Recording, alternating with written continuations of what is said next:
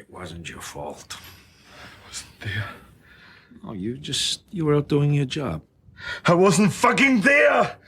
Oh, look at you, torn apart by guilt. You didn't do anything wrong. You were an honest cop. You didn't take money. You had to testify against them even after they threatened your family. Most people would never testify against those guys. They're not like you. You had to do the right thing. And where was God? He could have stopped it, but he didn't. He fucked you. And then he made you feel guilty. Me, I don't do guilt. I didn't do what happened here. He did. Now you just think about that. And you tell me who's really your friend. I can make it like it never happened. All for the price of a stranger's address. No! You will never see the girl! Oh, you see, now you're upsetting me. You don't want to see me upset. Believe me. Oh, you want to fuck with me? You think you know bad, huh? You're a fucking choir boy compared to me! A choir boy! You're in touch with your anger. I really like that. I don't know about you, but I'm gonna have a drink. I am from beyond. Listen, and all you desire will be yours. Welcome to Spider-Dan and the Secret Doors. Prepare for Prattle.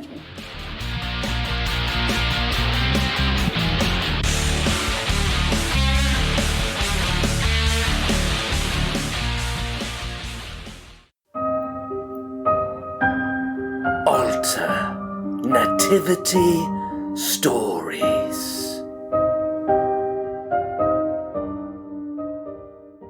Welcome to Prattle World. I am your host, the ever-amazing, ever-spectacular Spider-Dan. And in this podcast, I spotlight entertainment's best-kept secrets that a mainstream audience may find boring.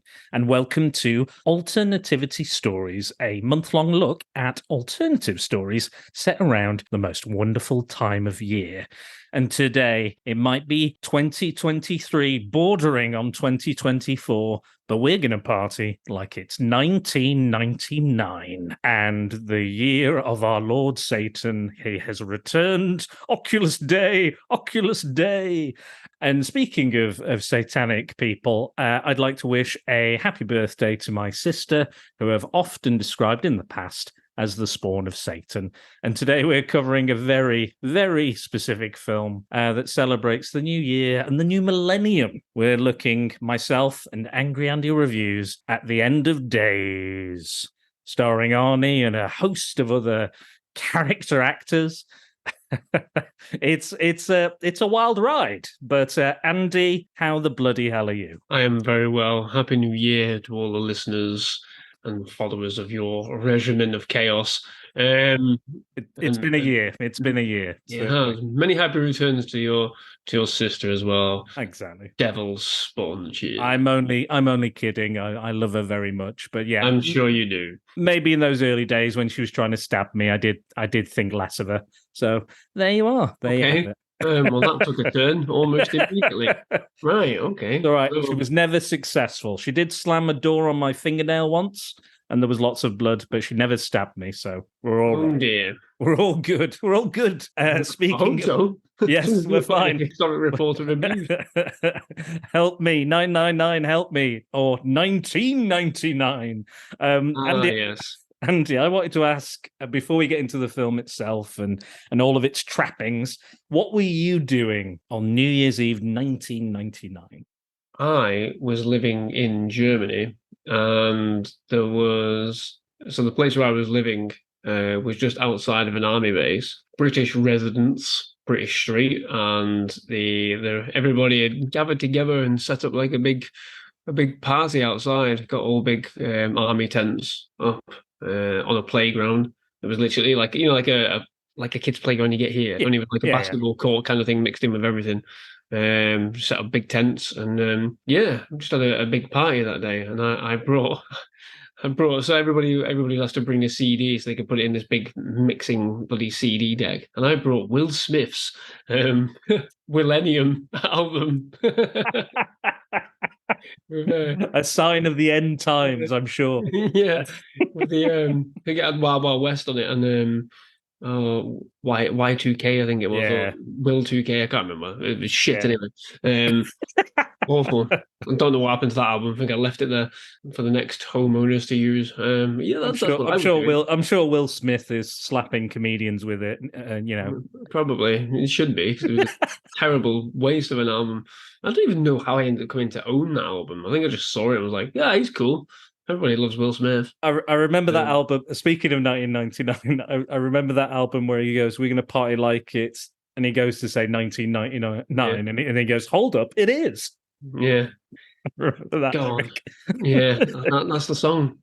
That is the song. That is New the song. Millennium. Yeah, God damn. Of all the lyrics I remember, that was the one. I was actually at my cousin's, so it was a big family do. God, we're old. Yeah, and Titanic was on. They put Titanic on the TV. Oh, how depressing! I know this was it. I'm watching it. This is the first time I'm seeing it, and as well, and I remember not loving it. Probably wasn't really my cup of tea at the time. I probably softened on it a bit. We will talk about James Cameron a little later, though. And I just remember the guy falling from the top of it and banging his head on the way down. Dank. Yeah, he's like, ah, and then pong. And then he's silent as he continues to fall. What? Oh, I can't imagine what's worse. Set up a poll. Answers in the comments below as to what's worse: Millennium playing or watching Titanic as the new year rolls in. You know what? Well, I don't know, because if you like that, you get the copious amounts of people freezing to death at the end, and Jack slamming Kate Winslet, and all this kind of stuff. And what's his name? Who's the actor? I hope you enjoy your time together. I put the diamond in the jacket. I put the jacket on her. Billy Zane. Fuck. He's the only reason to watch that film, I think. Fantastic wig, though. He's got a great wig in that. It's tremendous. Tremendous floppy wig. Yeah, absolutely. So you know what, Andy? Because I'm on Anchor, it allows me now to put up a poll, so I can create this poll, and the poll will come out and it will be accessible to people on Spotify, so they can vote. Is worse to draw in the new year: watching Titanic in its entirety or listening to Millennium? You decide. Please get involved. Whatever wins, we will do. We'll do a review on them. No, we're not doing that. No. We'll ring in. That's what we'll do that evening when this comes out, because we'll release this on New Year's Eve. It'll come out, and then by the end of the day, whatever wins that poll, I'll either listen to or I'll watch. How about that? Maybe I'll do that. I'll suffer. I guess it's fine. It's fine for what it is. It's fine. But yes, Andy. End of day. So I decided we'd do this because you are always I'm not involved in this decision. You were not involved at all. I thought this will be interesting. Andy's a big Arnie fan. He quotes this one. You quote this one quite a bit. One specific line, which is probably the most famous line in it. Do you want to do it for us now? I'm sure. You think you're no bad? You are nothing to compared to me. You're a fucking choir boy compared to me. A choir boy. And that's exactly the clip I've used for the intro of this podcast, so we've chosen well. But Andy, this is an interesting film in his career. He's coming off Batman and Robin, which if you go on off the fucking bypass as well. Bypass, of course, yeah. He's heart surgery. This is the first film after his heart surgery, after Batman and Robin. So there's a lot to sort of take in, because this one, the studio was like on him all the time. They didn't want him at first because it was uninsurable. They didn't know whether he'd fucking make it, whether he'd croak on set. So the studio a lot of people on set all the time for the first sort of portion of the making of it, and then off when they realised he was perfectly fine. Well, yeah, he's a bodybuilder, isn't he? So he's in good condition. Even if he's got a bum ticker, he's still going to be in good condition. You're going to recover quicker because you're in good health. But yeah, a lot of people were brokenhearted by Batman and Robin, so Arnie included, clearly, because of the reception and the box office, I'm sure. They did crucified the series for 8 years. Speaking of crucifixions, again, we'll get on to that. Yeah, to coin the phrase. I was checking it on Rotten Tomatoes. I was like, how bad is Arnie's career at this point? The critical reception for both Batman and Robin and this are both 11% on the Rotten Tomato meter. I don't think it holds a lot of power, Rotten Tomatoes, but I was just No, kind of, I it's just an wanted to aggregate see. score, isn't it? It doesn't mean anything. Exactly. I'm like, go see the film, make your own judgment, and then talk about it on a podcast if you want. Yeah. But yeah, for me, I was kind of like, I just wanted to see where it was, because I know after this he did like Sixth Day again, which was a bit middling. Again, I do think that has one of the better Arnie quotes in there as well. Don't go in there, man. You shouldn't go in there. God doesn't want you to go in there. Well, then God shouldn't have killed my dog. Oh, no, it's not even the one I'm talking about. Oh, the other one I like. Go clone yourself. Why? So you can go fuck yourself. That's it. That's the one. You knew it. That's my favorite. And I reckon they probably came up with the whole premise just for him to say that line. Yeah. That's what I think. But again, that kind of has kind of biblical kind of meanings to it as well. And then I know, was it Collateral Damage that got delayed because of 9/11? Yeah, and that's not very good either.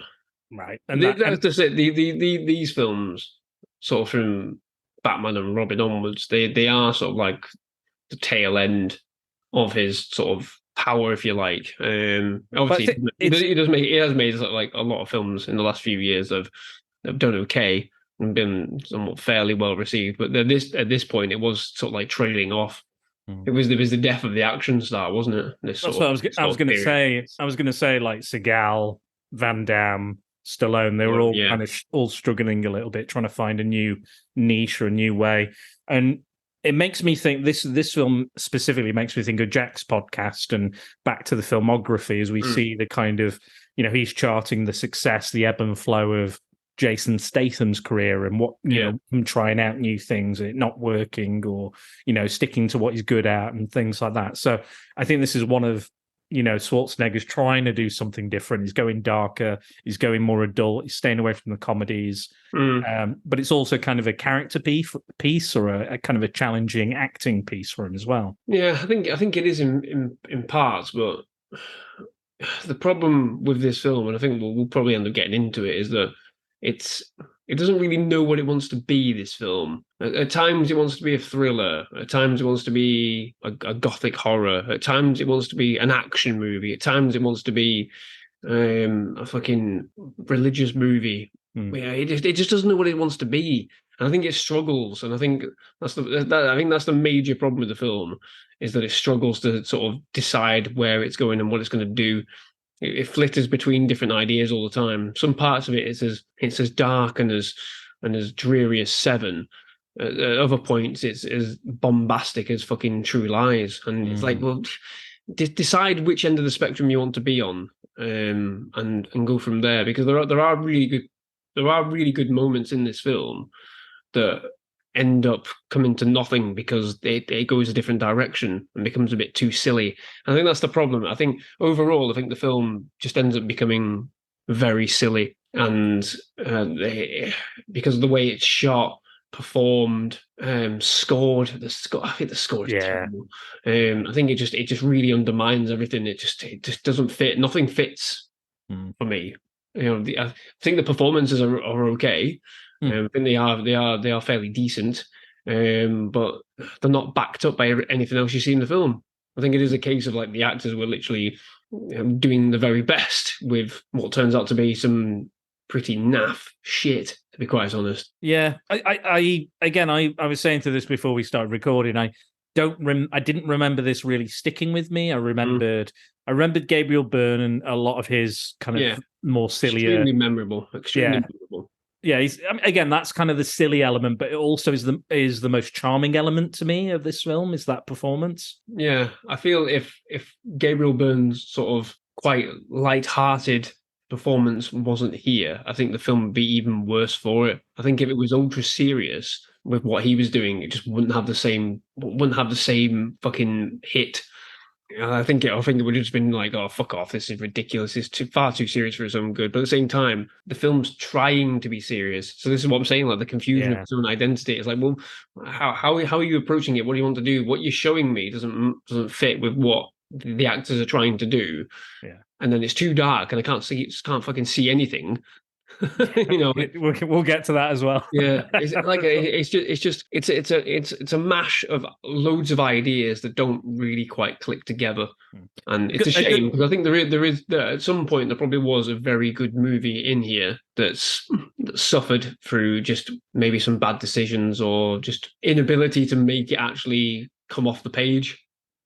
I think a good example of what you're talking about, Andy, is the kind of the tonal mess of it. Is that we get Gabriel Byrne that might have one of the best entrances to a film I've ever seen. Like the way he comes into, he gets possessed by the devil, this body, this man, this investment banker.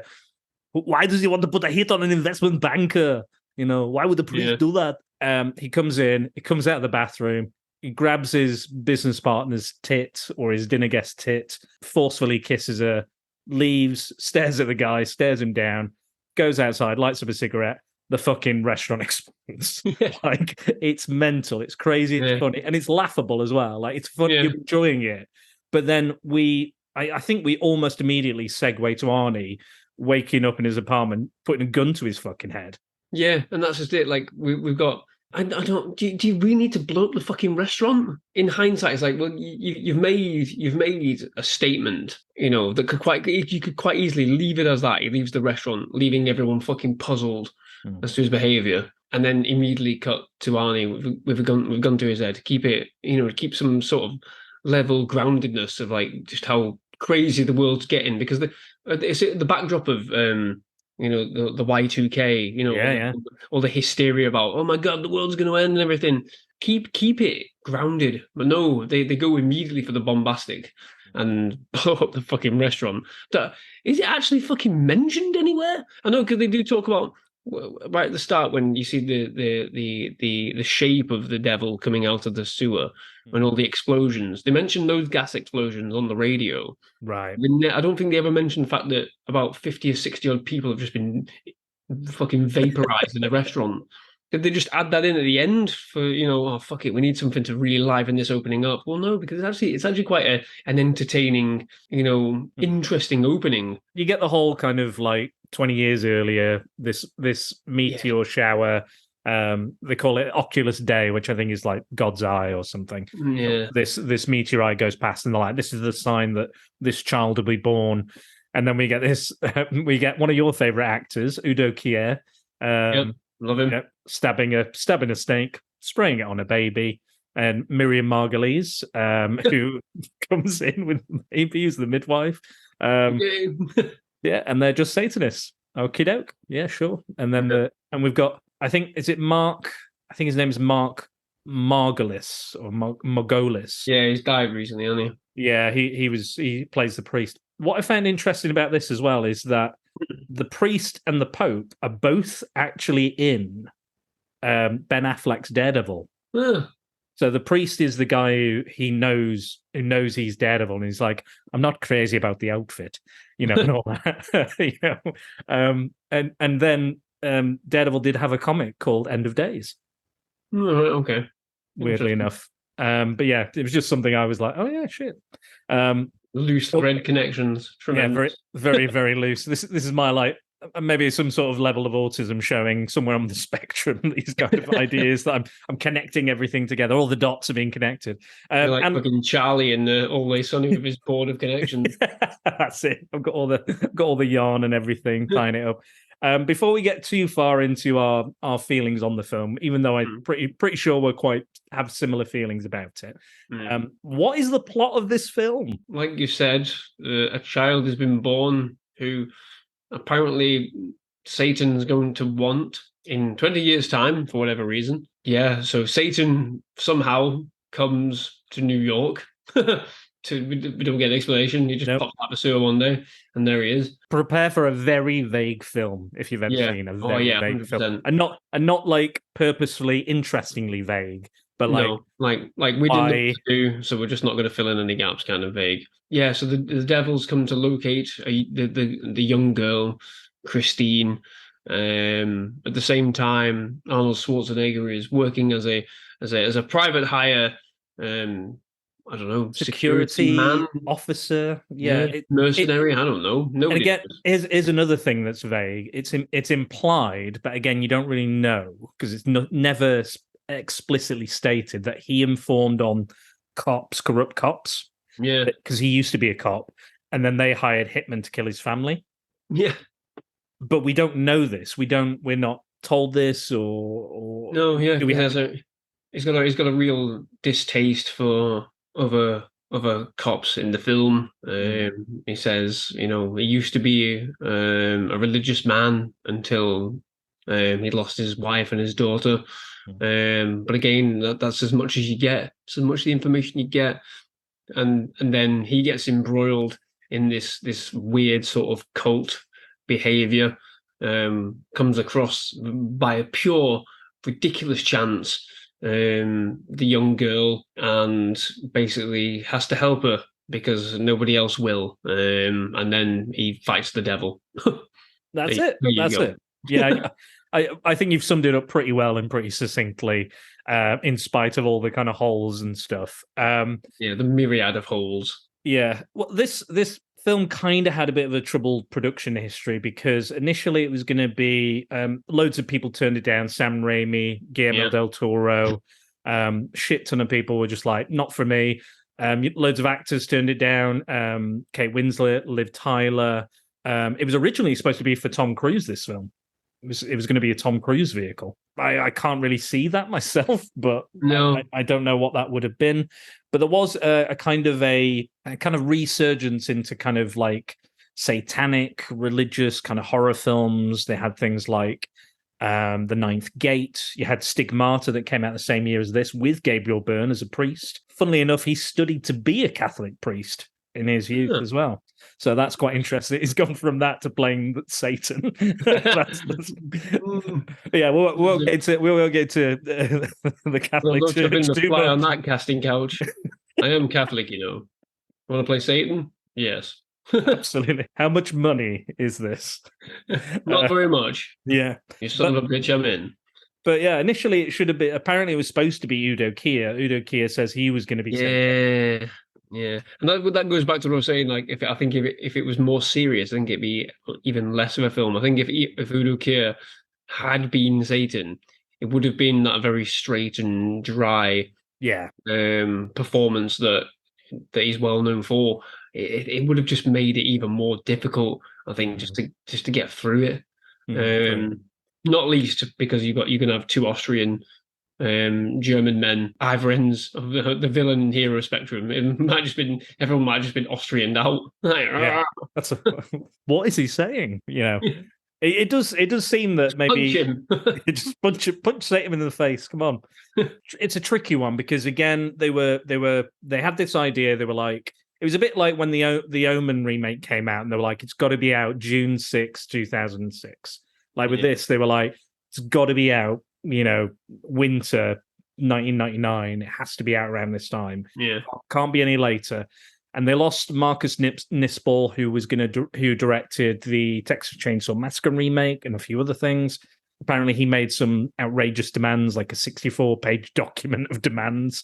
They were, something like that. But Nispel apparently said, for this film, apparently.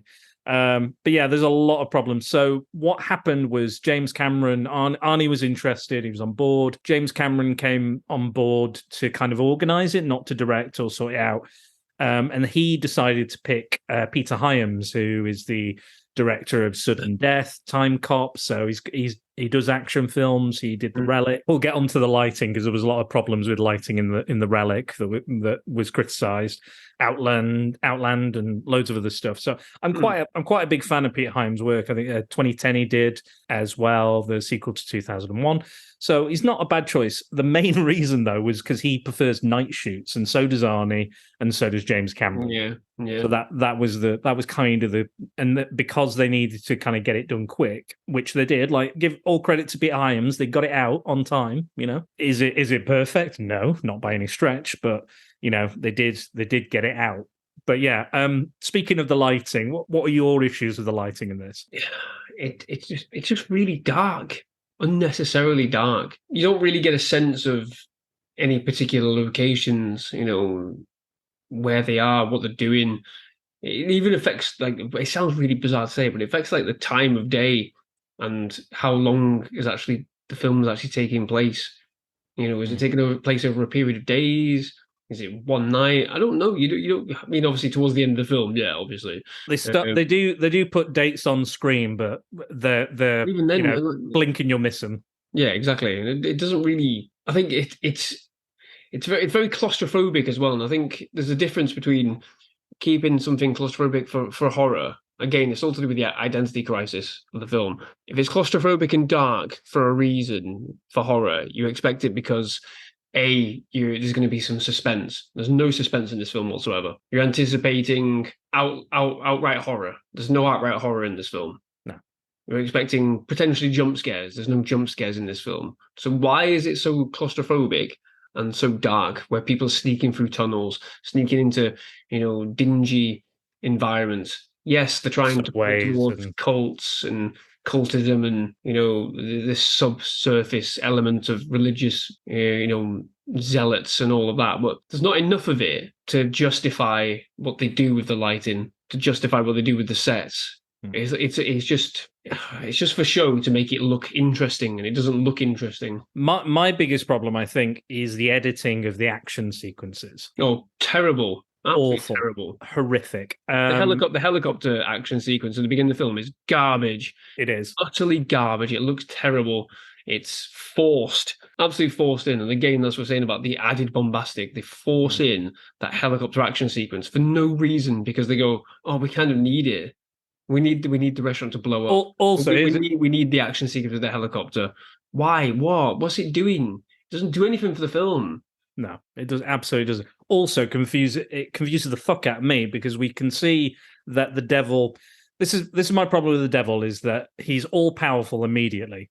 Yeah. When he's possessed Gabriel Byrne's body, who has apparently been prepared as well. It's a throwaway line, but Christine has been prepared, and Gabriel Byrne's character, he's listed in the credits as the man. They have both been prepared to be these vessels for this unholy union, which will bring about the Antichrist and the end of the world, and and the devil will take over and he'll rule heaven and earth, blah blah blah blah blah. And we get all that from Rod Steiger, the exposition priest, who is absolutely one note. His performance in that is just, I'm going to shout things all of the time.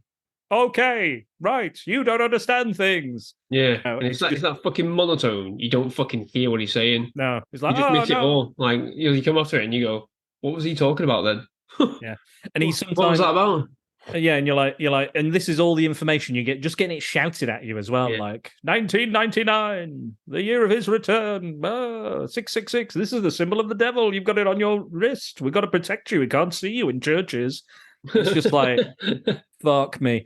Like, for me, I would have preferred if Gabriel Byrne, the devil, got more powerful as it went along. That would make sense why he needs all these cultists and these Satanists to help him, and maybe he can empower them. He doesn't need any of them at all, does he? No, he doesn't need any of them. And then even when he asks them to do stuff, they don't fucking do it.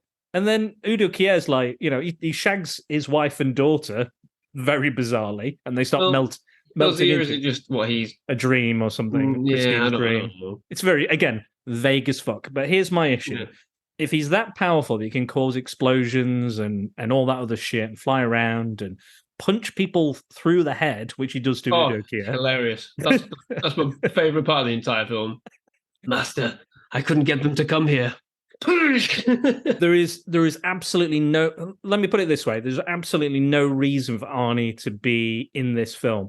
Why does the devil know someone's going to assassinate him? Why does he bother hiring a security team to look after him? I just don't see the point. That's the only reason, the only way they can crowbar fucking Arnie into the plot is by going, they'll hire him as a security guard. And I just there was no need for it. you barely even see Gabriel Byrne in that scene. He's like, he comes out of the cab and then he's in the car and he's pushed back in the car. If you weren't paying attention because of the fucking editing, the horrific editing, especially in that scene. I think that scene was shot as like an add-on. They do reshoots because they couldn't figure out how to make any of it make sense. I think it was reshoots because, like you say, that scene, blink and you miss it. You don't even realize it's the same fucking people, the same character. So what? I think it. And why doesn't he just go? Because Miriam Margolyes is the nursemaid or the midwife. She lives with Christine. She looks after her. She takes care of her. And other Satanists it's hinted that she's killed Christine's parents. Yeah, well, apparently. However way would she still be involved? Yeah, exactly. A random nurse at a fucking hospital. It's like, oh, I'm an orphan, right? Okay, carry on. Just again, throwaway lines that are kind of like, oh, we kind of need to say this, but do we really?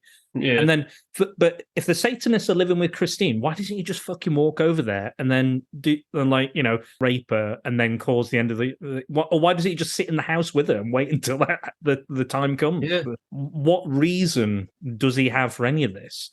The priest's supposed to know what's going on.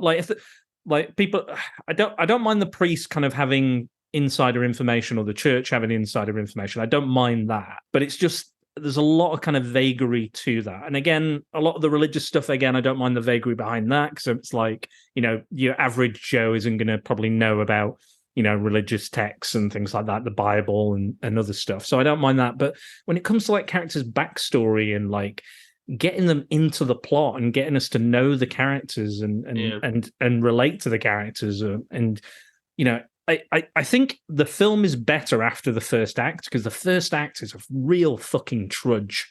It's like quicksand or wet mud or you're in the fucking trenches. You're like, if I can just get through this bit, then and like straight away the priest is like the dark angel is upon us, and I just go immediately that's Lucifer. The fact that he doesn't think that, being a religious man, supposedly a religious man, I'd go, oh, that's Satan. Then he's talking about Satan. And it takes him about halfway through the film to go, oh, no, we're dealing with the actual Satan. Get the fuck on with it. Like, get on with it. Yeah, there's needless points to slow the progression of the film down. Needless points. Like, needless hurdles that characters go through and jump over. Investigatory shit that just is just mundane and shit version of Seven, basically. Yeah, like I said, there's 7 moments when they go into this underground fucking place where Thomas Aquinas was fucking hiding out, and it's like, come on, fucking hell, you're just dragging this out. You're dragging it out to fill screen time. Fucking stop it. Yeah, like, oh, look, he cut out his tongue. How gruesome! And great, good, thanks. Okay, and then they've got a picture. They've got a picture of the girl, and this is the bit where I think the writing is at its absolute worst. When they have a picture of the girl, and they go, "She's the one. We've got to find her." And they go, really? And they go, right, how do we find her? Oh, I don't know. And then the priest is in the hospital, gets visited, and he's already carved in messages into his chest, and they're reading them. The doctor knows fucking Latin as well, and he's just fucking reading the message off the fucking... He's like, I'm pretty good at Latin. Do. And they're like, oh, what could that mean? And it was like Christ in New York or Christos in New York or something like that. And he goes, oh, well, maybe we're not looking for Christ in New York. Maybe it's like Christine or Christine York, maybe. Google them. Christine York, go find her. And they literally just stroll up as these extremist priests are trying to kill her. They've killed off the Satanists, and they're trying to kill her. Miriam Margolyes is pissed off to town or whatever she's doing, more Satanist stuff, I guess. Some blood orgy, I'm sure she's involved in or something. But yeah, they rock up. I like that idea. I like the kind of extremist priests. So they're like, well, if we kill her, they can't have this communion or whatever. Well-meaning Vatican employees. Exactly. Yeah. So yeah, I like that idea. That's not specifically a really bad idea. I quite enjoyed that. But yeah, and they just literally they rock up and she's been attacked and she throws something out the window and they're like, "Oh, quick, get in there!" And him and Bobby Chicago. Can we talk about the names of these characters? What's his name? Jericho Kane. Jericho Kane. Jesus Christ. Fucking hell. Jericho Kane. Or JC. Yeah, yeah. Mm. Fuck off. And Bobby Chicago. They're just like, they just not even care. At this point, they don't even give a fuck, do they? They're just like, No. Bobby Oh, Chicago? we just need a name. Just come up with a name. You intern over there, come up with a name. Yeah, Bobby Chicago. That'll do.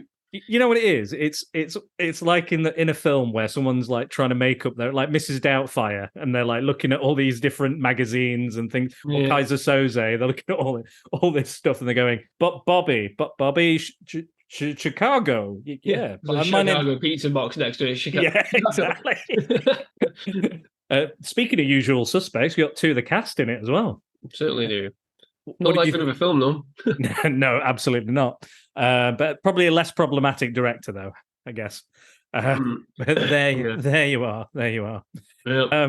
Yeah, I wanted to talk about the lighting because Arnie felt, based on the lighting and based, so the editing was directly affected by the lighting. The editors were like, "We're struggling to edit these scenes because they're too dark." Why am I not surprised? However, that one in broad daylight is still edited very, very fucking poorly. But again, But again, the editor isn't like, he's worked with him before. He's worked with him on Sudden Death. He worked with him on Time Cop. He's not like a complete novice to him or his work. It's a relationship, a previous relationship. They've clearly worked, understood each other. But in this one, it's just like, I have no idea what's going on. Yeah, and he's, Arnie's being strung up like a fucking marionette and thrown around, and they drop him for some reason from the helicopter all of a sudden. Like these, Yeah. they're just all of a sudden like, oh, we'll just drop him, even though he's struggling with this guy with a gun.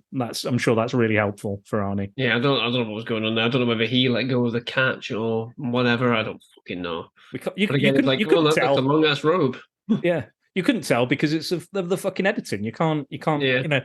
And then they're up and they're down, they're up and they're down, and I'm just like, what is going on? They added that in to try and force in some tension and some suspense, and it's just completely flat. I think you're right. It makes me think of The Rock when they put in that bombastic car chase, because they, even though it wasn't in the script, they're like, no, we're going to put this in right now because we need it, or But I think that kind of works for that film. But in this, it's kind of like, yeah, because it's fucking ludicrous. Whereas this is well crafted ludicrous. Whereas this one, the helicopter thing in this is just not. It doesn't even look good. Yeah, there's no part of it that looks good. And how does it make sense? How does a security firm get all that ammunition, gunfire, have a helicopter, all this, and they're allowed to just literally buzz New York in this helicopter? No one's saying fuck all about it. The police are not involved. Flying inside the city limits, below the skyline. Literally, because they drop down into the road to pick up Arnie and Bobby Chicago, or Kevin Pollock, and then they're just right. Absolutely not. But then he's like, "Oh, I can't get too close, or the rotors will go." All right, you've done some. Where was that alarm? Where was that alarm and worry when you're parked on the fucking street, asshole? So Arnie wasn't entirely sold that Pete Hyams was the guy. Like James Cameron was like, "No, trust me, he's the guy. He's definitely the guy."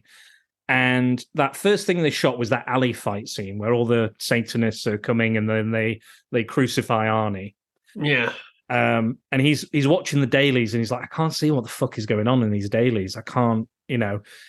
And Pete Hyams is like, he's like, James Cameron's like, because again, his last film, The Relic, which I quite like, is very dark, but I think for a horror film, it's okay. It kind of works. But I think for this, this is not a horror film. It's more of a just kind of a cult or, religious, thriller, I guess, more so than anything. But basically, like, he's like, why don't we do, and Arnie was like, in this section, why don't we do some handheld stuff? Like, because I'm being beaten up in this alley and we can give it this kind of like, documentary feel kind of thing that's really happening, and I'm getting knocked about a bit. Pete Hyams went, no, don't like that. It's shit. I don't like that. And then he went, okay, fair enough. What about the lighting? It seems a bit dark. He was like, no, you're used to Cameron's lighting. Cameron overlights everything. It's shit. I don't want that. Not interested. And Arnie was like, okay, right, you're the boss, But he basically said that. And this is what Arnie said about, the issues of the film. But then Pete Hyams, I think I don't know where I'm getting this from exactly. I can't remember where I got it from. But Pete Hyams, I think it was an interview. But Pete Hyams has nothing but respect for Arnie. Doesn't bring up anything. He doesn't say, "Oh, he was difficult to work with" or anything. He literally says nothing. But apparently, all this stuff is from Arnie's perspective that he said.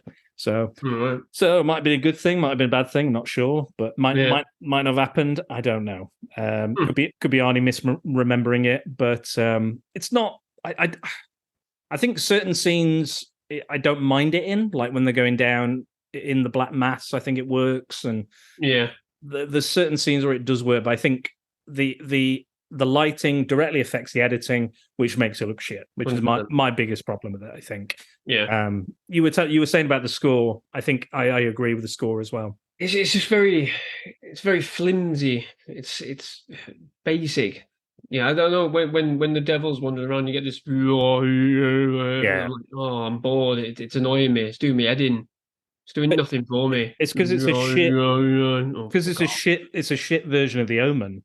The whole film is very influenced by Rosemary's Baby. Very influenced by The Omen, and The Omen does that. Victus Dominus, and does that to much better effect than this film ever could.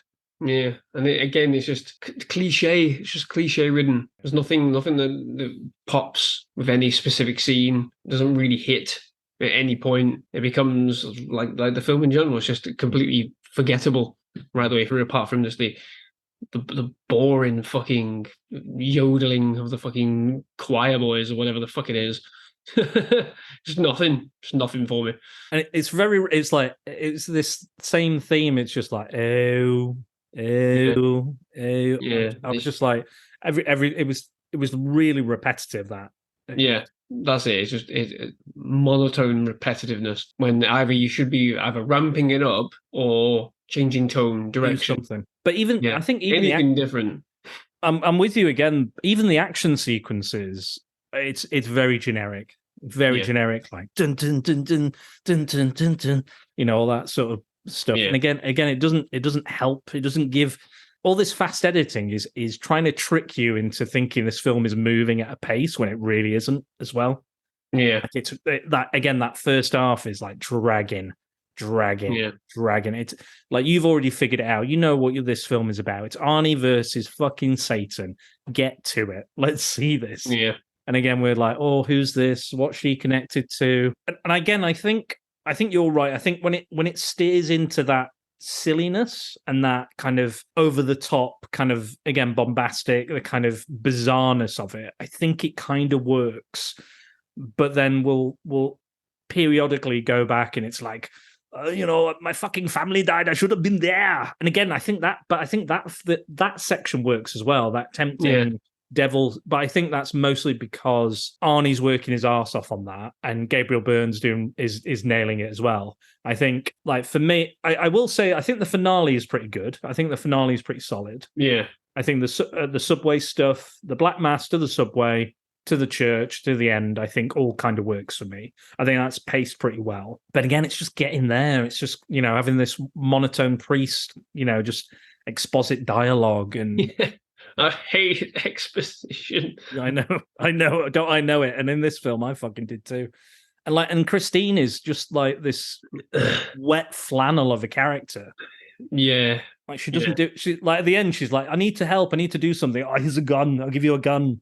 And then like she shoots him, and that's it. She's like, "Oh yeah, I did. I'd shot one shot off, and now I'm back to being the damsel in distress." I can see why Jennifer Connelly turned it down as well. I can see why all these actresses turned it down, because it's a pretty one note, isn't it?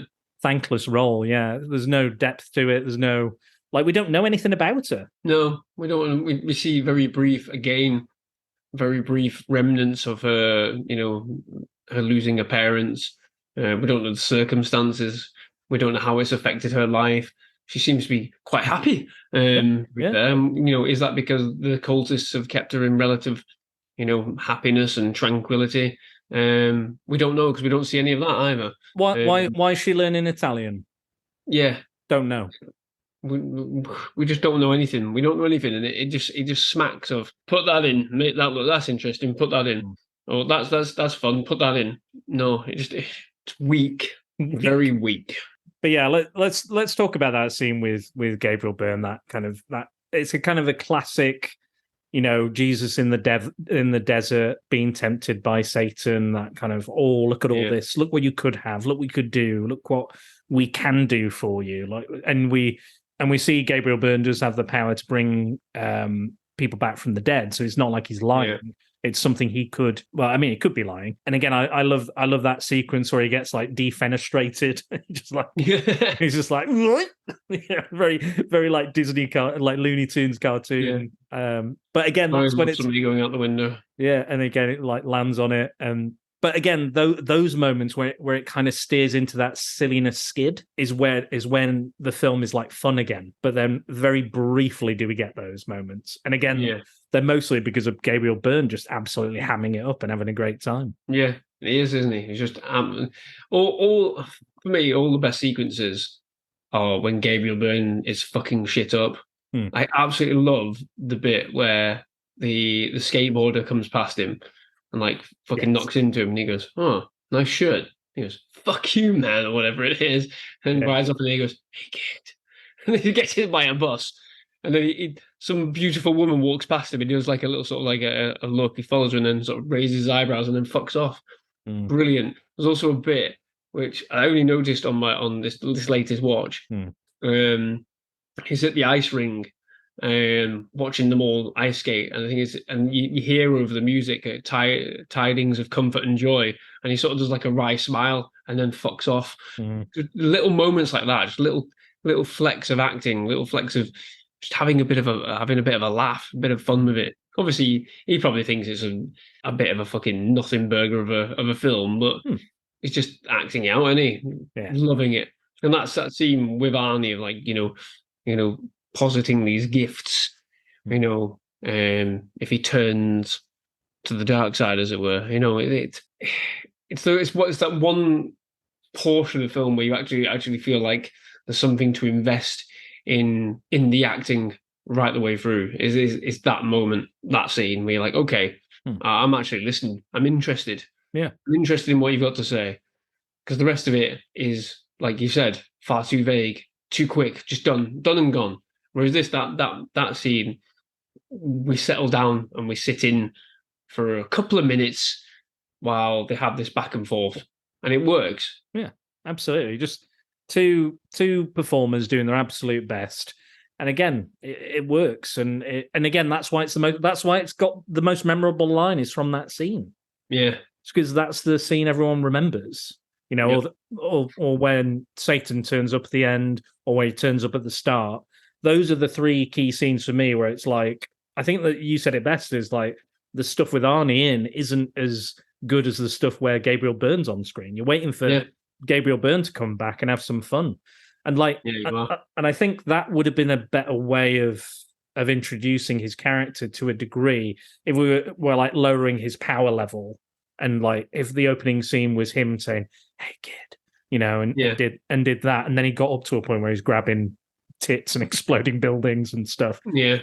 Like if we build up to that, or maybe if his human vessel is like he's so powerful that the human vessel is like disintegrating or something like that, like he's losing the ability to have an effect on the physical world or something. I don't know. Like we get those bits of imagery, don't we? We have that bit on the subway with Christine when she sees that that weird guy who just like when she interacts with him and he shatters completely, and she describes it as like a porcelain doll kind of thing just shattering before her. That's an interesting bit of imagery, but we don't get any follow-up of anything else like that. Yeah. This isn't my overriding thoughts with the entirety of the film. There are so many individual interesting ideas that are thrown in there. Like with the weirdness of that guy on the subway. He's like I don't know how to describe him. He's like some sort of weird punk rocker, like he's got like rocker kind of thing, isn't he? It's kind of like a homeless, some sort of homeless punk or something. And the way he's just staring at her is weird and bizarre. He never takes his eyes off her, and he walks over to her and he's smiling at her. He's gonna fuck you. He's gonna fuck you, Christine. Yeah, and then he shatters into like all these pieces. Interesting fucking symbolism, interesting fucking visuals. Yeah. We don't get any further of that. We don't get anything else like that. because she starts questioning her reality about what she's seeing. Is it real? Is it what I've been experiencing my whole life? She even says, I've been seeing stuff like this my whole life, and yet we never see it again. We Yeah. never see anything else that makes her question what's going on. We do get some bits like the apple, you know, when they have the apple and there's people in the apple. Yeah, but Arnie sees that as well. Yeah, true. The dream sequence, yeah, okay, we get it with the dream sequence, but nothing that really sort of has the same sort of weight. The amount to nothing is what I'm trying to say. Yeah, true. The amount to nothing. Yeah. The visual impact cues. Yeah. You know, like shit cameos in a TV series or in a movie, designed to make you go, oh, and you get nothing. You get no other reward for it. You don't get anything following up for it. They're just there to elicit an immediate response. But it doesn't work because, like I said before, the film's not horror. The film's not trying to be scary. So those moments aren't scary. Yeah. They don't mean anything. They don't have any impact. Like, what are they trying to do with the apple? Were they trying to shock the audience? Were they trying to scare us by making us jump? Because it's pretty much a jump scare, isn't it? Yeah. Trying to be. She picks up the apple, looks at it, it goes, ding! There's all these things, fucking figures in it. It's like, it's like writhing bodies or maggots or something. And it makes the jump scare noise, but you don't react to it because it doesn't do anything. Yeah. It's so fucking bizarre to try and explain. Like it's like holding this glass. I mean, they've even got and then looking at it and there's jump scare noise happening. I'm like, well, why is that happening? Because it's just a glass. Yeah. Like, what are you doing? They even have the cliche jump scare of the cat. Oh God, yeah, fuck off. Yeah, open the fridge, there's a cat in it. What are you doing? What does this mean? how more horror cliche can you get? Yeah. Fucking hell. It's not great. It's not great. Again, I don't hate the film. I just I don't. It's weird. I don't hate it, but I do feel like it's got a lot of problems. Yeah. And again, maybe originally, maybe when it was a Tom Cruise vehicle, maybe it was a bit different. It was more like a thriller, maybe, or maybe less in line with Arnie's particular talents. Yeah, potentially. And even then, like, there's not many scenes of him like firing guns and doing his thing, is there really? Like, not really, no. You've got the opening, you've got the helicopter marionette fiasco. Clearly fucking added in. Yeah. If you think of it as being a Tom Cruise vehicle, okay, Tom Cruise is known for action movies, but then he was still playing. Yeah, he was still playing around, wasn't he? Yeah. Did he I think he did. 1999, was it Magnolia he was doing instead then? Yeah, you're exactly right. Yeah. He turned it down. He turned it down to do Magnolia. Yeah, because had they done Mission Impossible 2 at this point? I can't remember. I think that's 2001. I want to say. Right. Okay. So yeah, he's still playing around, isn't he, with different roles? Vanilla Sky, Magnolia, fucking Eyes Wide Shut. There's all. He's still messing about. So. If you look at that guy, it probably wasn't an action movie. That helicopter scene probably wasn't even in the fucking script. Yeah, I don't believe. They've added it in because Arnie's on board. We need to get an action star. We need to get an action scene in there because we've got an action star now. But it's not like if you don't and focus in on the fact that Arnie is actually quite a good actor, when he's actually emoting and fucking digging into the work, digging into the words on the page. He is actually pretty fucking good. I also like, again, one of our big problems, again, the score, the editing, the lighting. But another one of the big problems was clearly the writing. So I looked up who did the writing. All over the place. I looked up who did the writing. The guy who did the writing did The Hollow Man, which I've covered on the podcast, which I love. And I think it's a very kind of clever film. I don't know how much Verhoeven had on that, but how much control he had on it. But he also wrote one of your favorite films, Air Force One. Wow, interesting. But again, let's be straight. Air Force One isn't exactly a pinnacle of writing, is it? No, but it's... Again, I think it's the same thing. I think it's the thing with like mid-90s action movies. They work on the strength of the performances, don't they? Yeah. As opposed to the quality of the writing. Because Gary Oldman is that fucking film alongside Harrison Ford. True. You have any other actors in that film, it ain't fucking hitting the same way. It ain't flying. No. But you take crazy Gary Oldman out of that film, delivering those lines, it ain't the same film. True. But then again, like with this, I think, like you said, if you take out Gabriel Byrne, it's a dog shit film. I think even if Arnie is still in it, I don't think you're enjoying it. Yeah. I think it would garner worse reviews, worse critical appraisal. But yeah, just it's really, really difficult for me to even like make my mind up on this because again, Yeah, because there are good moments in it. There are fun moments in it. There's little flecks of brilliant moments, like when when Gabriel Byrne punches Udo Kier's face off, yeah, punches through his skull. It's so quick. It's so quick. It's just ridiculous. Miriam Margolyes fucking beating Arnie up. What is that? When I was rewatching it, I was like, has she been imbued with some devil powers? Yeah. Because she's ultra strong. She's throwing them about left, right, and center, and you're like, but again, it's that vagary of it.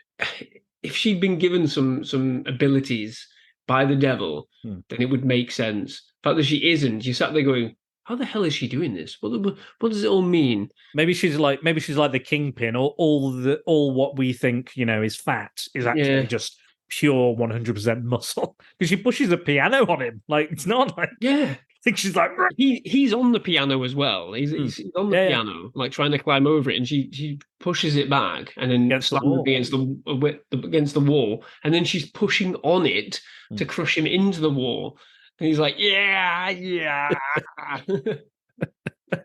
And again, he only wins by throwing it headfirst into a table.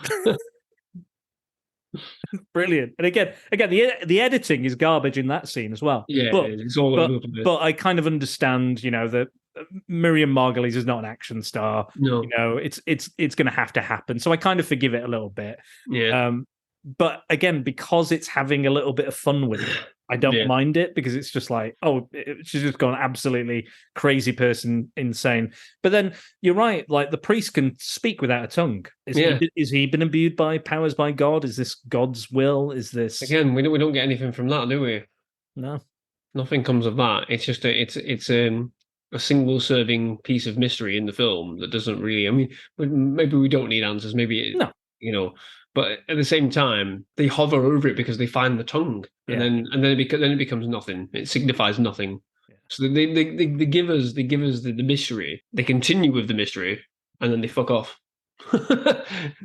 which is what they do at every major point in this film with all the different bits and pieces. Why is Arnie why is Arnie so determined to know? Like, you can't do this on every security job when something like unexplained happens. Yeah. You can't just go off on one and be like, well, I'm just going to follow this lead, even though I want to fucking kill myself anyway. So let's fucking go. Like, why is he so interested in this one particular thing? Is it because it's a priest? Is it because, he's a former lapsed, Catholic himself? But again, we don't know that about him. Yeah. At that point, we don't know anything about him. Because that would have been interesting to have.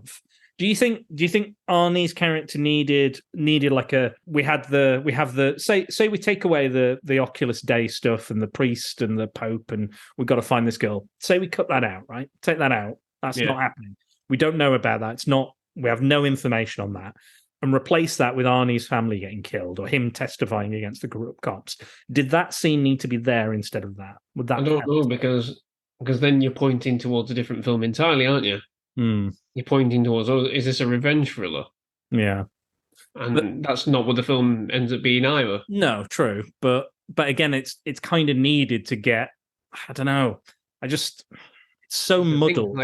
It's so muddled that I think if you try and take out certain parts of the film and replace them with other things, other ideas, something else won't work further on down the line. Yeah, because the amount of stuff that's left unconnected will jumble it up even more. It's a fucking mess. The film's an absolute fucking mess from the top to the bottom. It's an absolute fucking mess because clearly it does look like they had the basic idea of what the film was going to be, and then changed it based on the star power and the director and went from there. So they did things on the fly. You can see it a fucking mile away. They did stuff on the fly because the lack of connectivity of certain elements, certain parts, the throwaway characters that do nothing, that go nowhere. They're just there to fill up time and space and energy. Like the whole thing with like Marge, the fucking cop. CCH Pounder. Was she his old boss? Did they work together? Is she the one that made the hit? Or does he suspect her as being the one that called the hit on his family? Also, What are we doing? They get to the priest's address because they pull some evidence out of his wallet, and they go, Yeah. he used to go to this bar. Let's see where he lives. Someone took him home one night. Again, very like he does this and to do that, to do this, to get to this information, to get that, and to understand this. It's just very fucking like by the numbers, boring as well. It's just like and again, CCH Pounder kicks the door in, goes into the priest's flat, and they're found there, and you think, right, well, you're fucking coming downtown. You're going to answer some fucking questions. How the fuck are you? She literally is like, off you fucking go. This private security firm. Again, like, was she involved? Was she potentially corrupt? But or is she still corrupt? That could have been interesting to explore. She becomes corrupted by the devil later on, but it's how, when, and why.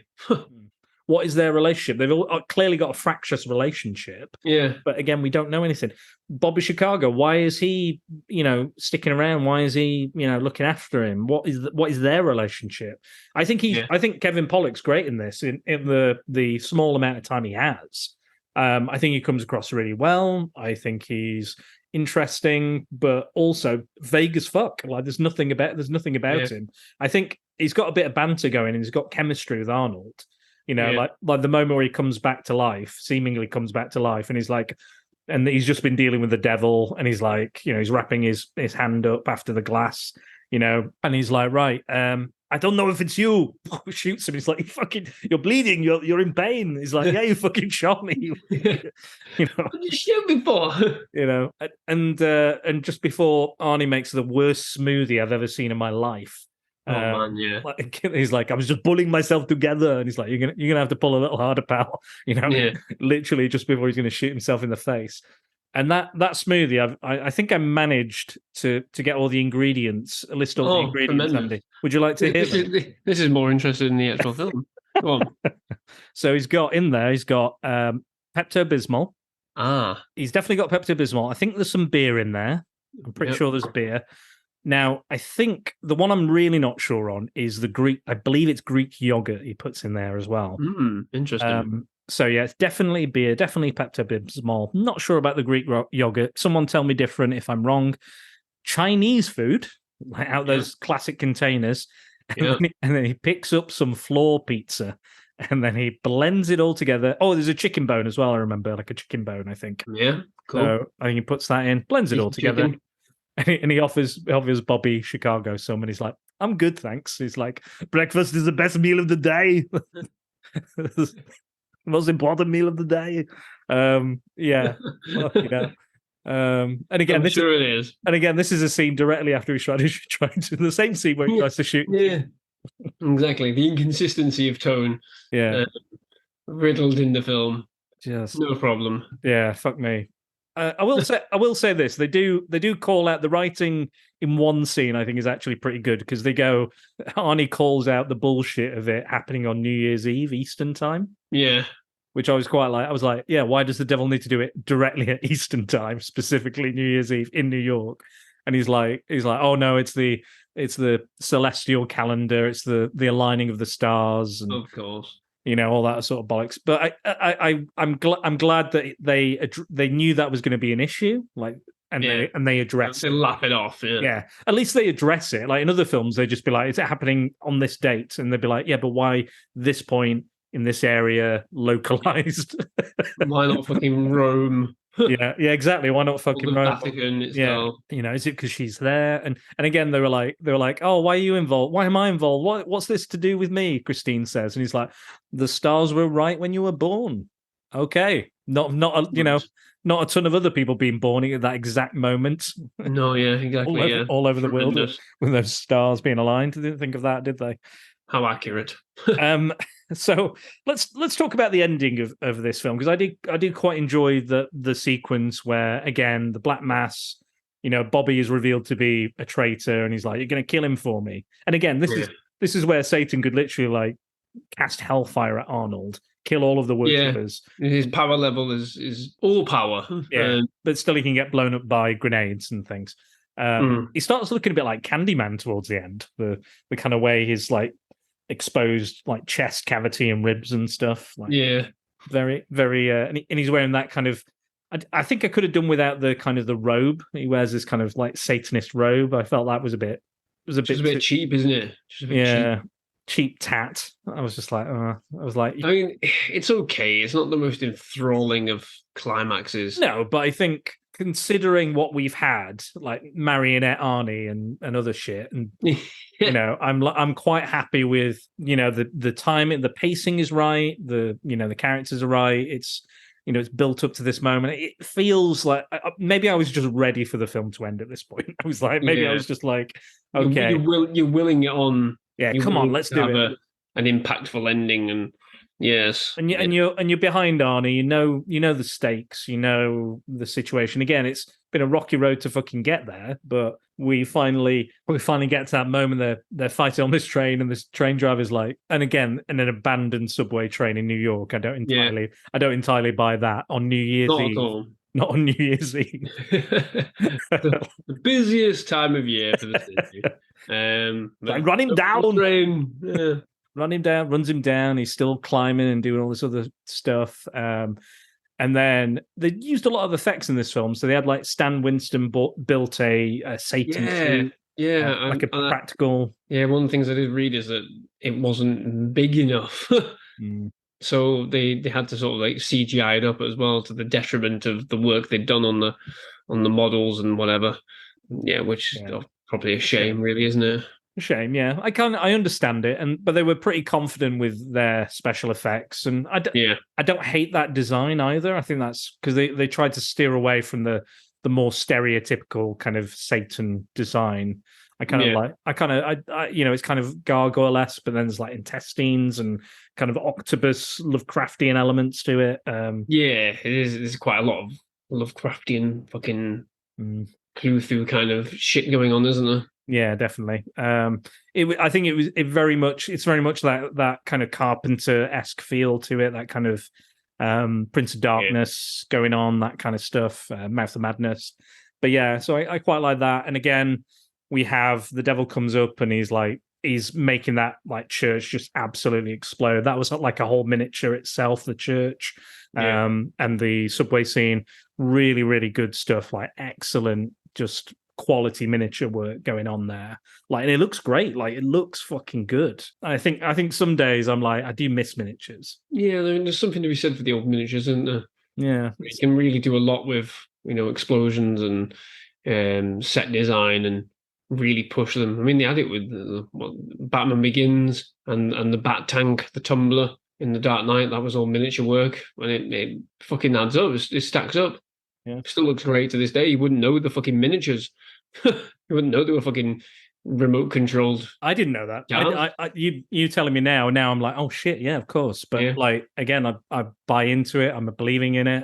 It's a real shame we don't get. I guess Chris Nolan went from miniatures to actually like flipping fucking trucks after that, didn't he? So it's like a step up. I mean, the flipping of the truck was actually a real fucking thing. They put a massive fucking piston in it underneath the carriage and detonated it and flipped the truck. That's what I mean, though. He's gone from Batman Begins as miniatures, and then he's going, right, well, I'm going to take it to the next level and really do it. Yeah, fucking flip an entire fucking 18-wheeler. Okay. Crazy. Well, I mean, he wanted to set off a nuclear bomb for Oppenheimer, didn't he? So, well, yeah. Probably best not. Probably best not. Probably a good thing. Probably best not. What's interesting about this is we get in the church, he possesses Arnie. Now, this is really interesting because we were talking about stuff that was left out. So we've talked about how screen tests are sometimes the absolute enemy of a film.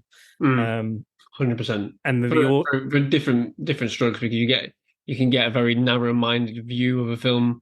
Loads of people, if you invite your target audience, exactly, for example, you'll get a very narrow-minded view saying, "Oh, it's great, everyone's going to love it," and then people don't, and then you get the opposite where they say, "Oh, this needs to be in some. We think this needs to be in instead," and they'll do it, and it'll have the complete opposite effect. Yeah, it's there.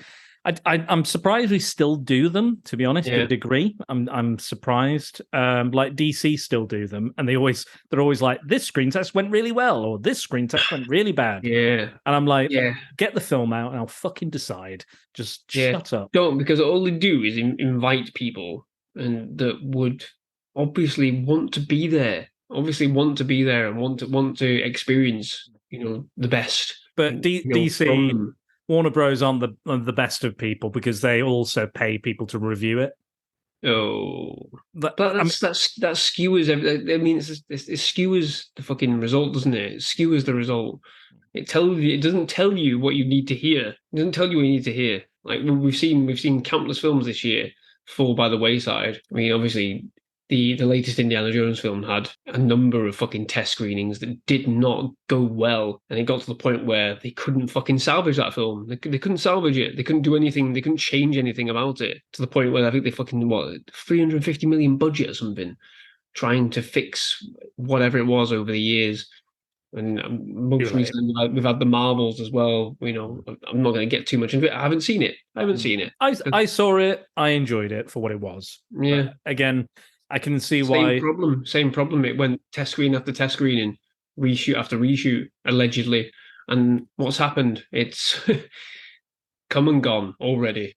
I mean, at the time of we're recording, it's come and gone already, which is unheard of, absolutely unheard of. I'm glad I saw it when I had the chance. But yeah, it's already like it's like streaming now. They're just pulling stuff that doesn't perform. Willow on Disney Plus, though, like the show, some people really enjoyed it and they had a good time with it, and then it just I never got around to see it. Yeah, because it got pulled, mate. It got pulled because nobody watched it, so they were like, "Fuck it, we'll put that in the fucking vault for no one else to ever see again." And again, they're not releasing DVDs or Blu-rays. Nobody can burn that or copy that or save that or put it in their shelf. Like, it's it. That's it. It's gone, destroyed. Like Warner Bros. Have literally been doing tax write-offs for various films. They've been limiting the amount of like animated stuff they're doing, like Scooby-Doo products and things that they own. They're like, nah, I'm not going to release it. Put all this work and effort into it. The Coyote versus Acme. There's people investigating David Zaslav now because they think there's something dodgy going on with him doing this, and other people are literally not entertaining meetings with Warner Brothers because they know that some directors guilds fucking said don't go to any meetings. Don't go because if you make something, you might get paid for it, but you'll never see the light of day. Potentially, technically, you can't get credited for it because it's never been released. and you won't get the fucking residuals that the writers and the actors have been fucking fighting for. And David Zaslav's a big problem to do with that. He's a big fucking component in that problem. He even made a comment where he was like, I don't mind overpaying people. And it's like, David, you're not overpaying them. You're just paying them fairly. There's a difference. Thank you, Mr. Zaslav. But this is another rant for another time, I'm sure. But anyway, going back to the film, screen tests.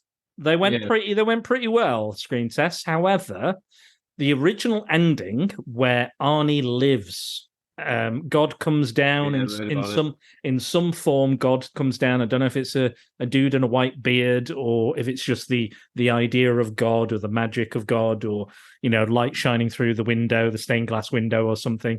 Heals him. He's back to normal, and then he romantically, I think, kisses Christine, which is fucking. Ooh. Yeah, apparently weird, very weird. Considering I didn't know that was part of it. Considering, it's again, I'm not entirely sure where I got that from, but I think it was I think it was another reviewer or something. But they said, that was the original ending was more romantic based. And again, this is after a scene where Arnie's been possessed by the devil and tries to rape her.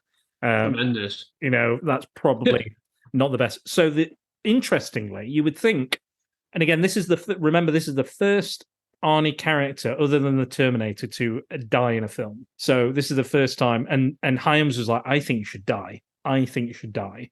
And Arnie was like, "Yeah, I'm fine with that. I think it the character calls for it, the writing calls for it, everything calls for it, And they're like, "Oh, well, we'll shoot it both ways." So they shot it with him living, they shot it with him dying. The audience actually preferred the version where he died, which was unusual. Usually, I think with these, back in those action hero days, if you kill them off, there's no franchise, there's no, even though if the story calls for it, there's moments where the audience might be like, and yeah, so the audience agreed, Hyams agreed, Arnie agreed, and then they kill him off. So we have this scene where he's possessed and he's fighting it and he's asking God for help and give me strength, Lord, and all this, and he throws away the weapons of war and he becomes a man of faith again, which again kind of interesting. Yeah. He's possessed by the devil. He's trying to fight it. He's doing his hardest, and again, it's good. It works, and he eventually she runs away. Christine manages to get away, and then he falls on a statue that had crumbled after the devil came through. And again, I'm not sure how that devil form works really as well, because it can be invisible, then it's not, then it can go through walls, and it can't. Whatever's convenient for the plot. Exactly. So again, it leaves for a good kind of the dramatic, all the chairs falling on each other. That looks great. Everything shaking. So the Archangel Michael statue has fallen, and there's a sword there, and Arnie falls on the sword, sacrificing himself. And flames shoot out of his chest. Signifying that the devil has been defeated. We see the devil's face and gone. Christine walks over to him. He's like, "Oh, you okay? You okay?" And then he sees his family in the film. No, he's impaled. I'm dying. You stupid bitch! I'm dying. I've got a 13-foot sword in my abdomen. Yes. Sees his family and it ends. But I wanted to bring up something about the writing as well. Apparently, another reviewer said that all the kind of scripture-based stuff, all the religious stuff, is actually quite accurate and kind of spot on for the Bible verses and everything they reference. What's interesting about St. Michael is that the sword it was known as either Glorious or the Sword of Michael or the Flame of Death, which is apt with the flames flying out. So it was capable of purifying all of those who are evil of heart, which is what Arnie was. And he said, "I've got a dark heart. You're a choir boy, yeah. And that's what the devil implies all the way through. Is like, you're a dark heart, and what was interesting as well is that he lent it to Joshua in the Battle of Jericho, which is Arnie's name. Jericho, okay, no, yeah. Of course. And the sword was created specifically by God and given to Michael to combat Lucifer and his army of fallen angels. Oh, well, there you go. There you go. So it makes a lot of sense that it's the Archangel Michael and it's that sword, It's just a shame the rest of the film doesn't. Now, I've been complaining a little bit recently with Disney in the cross promotion that they're doing a lot of the time. Like they've got Loki, they've got like McDonald's, there's a watch, there's like a car one, there's all this other kind of cross promotion stuff. Batman v Superman when they had was it Qantas or something, or Turkish Airlines. Go visit Gotham. Go fuck yourself. It's not a real fucking place. So what the fuck does this advert mean? You stupid prick. Absolutely. Do you remember like the original Iron Man DVD that came with like an Audi special feature? Yeah. Fucking Audi flyer in your fucking box as well. Fuck off. Yeah, get the fuck out of here. So I'm surprised like Disney has had to. I guess they're losing money hand over fist at the moment. Yeah, so I guess they're gonna fucking they got to do something. Income, can't they? Yeah. So maybe that's why. But speaking of cross promotion, Arnie appeared on the WWE to promote this film. Of course he did. On a related note, the two most popular wrestlers on the roster at the time, Chris Jericho and Kane. Furthermore, Y2J was obviously referencing and flying on the hype of the Y2K bug and everything. Yeah. And also had a punch up with Triple H. Tremendous, because who doesn't? Who doesn't? Because he represents the devil in the WWE. Oh yes, but even the devil has his ways. So the devil's worked his ways with Triple H, hasn't he? He's recently brought back a CM Punk. Yes, he has. The devil's made a bargain with CM Punk. fuck yourself, piece of shit. I haven't watched wrestling for a very long time. Yeah, I couldn't care. I couldn't care less. It's a fucking joke, isn't it? Nathan sent me some Simpsons referencing. Yeah, send them to me as well. Yes, Fucking joke, isn't it? Well, there you go. There's a connection. it's another. Devil is Triple H and CM Punk is Arnie, but rather than refusing, he went, "Yeah, sure, why not? I'll take the money." Another bit of poor writing is when they're like, "Oh, the number of the beast 666," but it was described while it was during John's dream. So in dreams, numbers are backwards and reversed and upside down. So it's 999, as in 1999.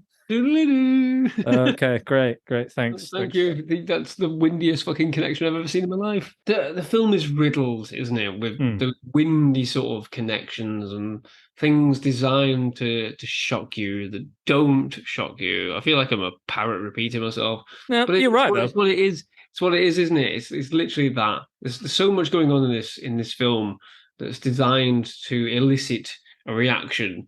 You just sat there. I mean, on this watch, I've watched this film a few times, but on this latest watch, I mean, I think it has. God, it must be at least 8 or 9 years since I've watched it the last time, and I got nothing from it. Like, yeah, I knew what was coming. Obviously, that was always going to be the case.